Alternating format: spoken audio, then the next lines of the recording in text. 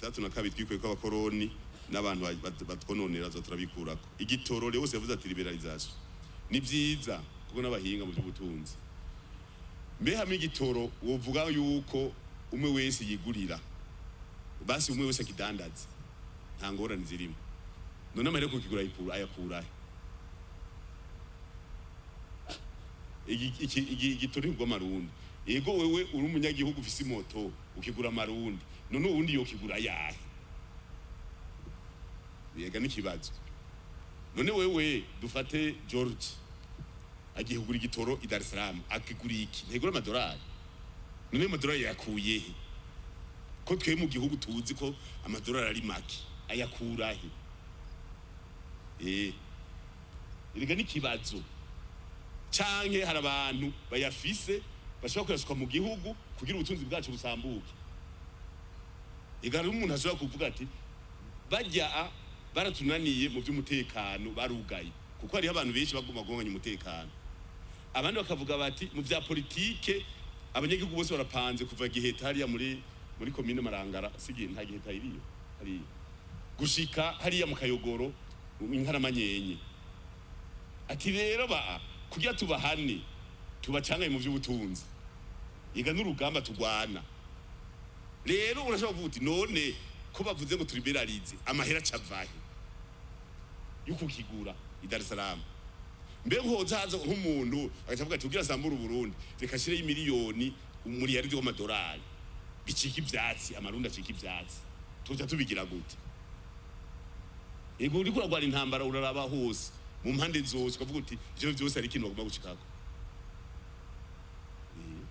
sindese nta by'ubutunzi nize mu Martino ari ngaha Martino umushikiranganje na Deni ari ngaha yize iby'ubutunzi nisinzi ngaha naho nyine usanga harimo abandi babyize ivyo byose ubyize tino n'amahera yo kuji Dar es Salaam kugura iromoroke 10 wo yakura he uri umunyene gihugu imbere y'amatora hariho umugwiza tunga cyangwa umudandaza yavuze ngo amadolari arakenye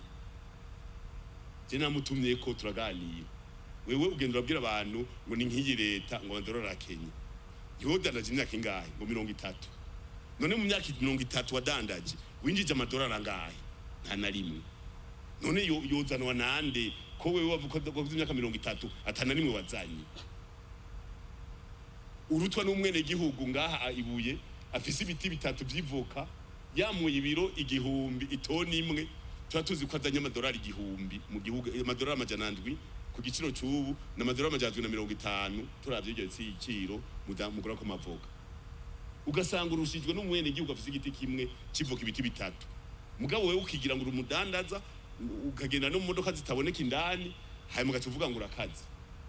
mugabo umwene gihugu wo ngahi rwabiriro hari hano nabonye rwabiriro yagusumbije gupanga karere kubere yarimye icyo zosorera hanze urumva ni biharuro icyo rero cy'igitoro kuvuga ngo liberaliza ngo umuntu ngo yigurire ivyo agomba vuga amahera yazova mbe amahera yoboneka igitoro cyo kiboneka nimba rero ataboneka ayo mahera uzoyazana azoba keneye gusambura Burundi kugira ngo akida yazaye mu kinyegero kugira ngo igitoro kijigwe 200 iritiro cyangwa 30 azoba gusambura n'urugamba tuza kurumenya twese imuvuge ngo ni by'umugambi ngo ni vyandikuriyo cyangwa ngo ni vya umukuru w'inama nkuru inarayibonye oya twese turimwe uyu mugambi si w'umuntu ni wabene igihugu nibo batanze abana cyo kugwana duteza kwitonda ivyo vy'igitoro rero nta ngorane nibatubwire batamahera yova ngaha George nibazoza kuzana imodoka 10 z'igitoro atubwire ati amadolari nza kukigura Dar es Salaam nayakuye ngaha turabe ni muraza kubanda yamubaza mugabo muze muranyandike udukatasa abizi by'ubutunzi ko no ariko ndihena muze muransunikira kugira ngo ngende ndabikosoye ivyo navuze niho bavuga ngo navuze ivyo ntiyize hari abantu baje gufatira ku majambo mugabo je bambwire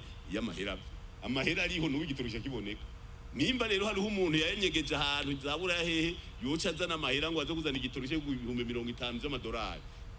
tuja tuvuga tuti wewe ugomba gusambura igihugu hagarika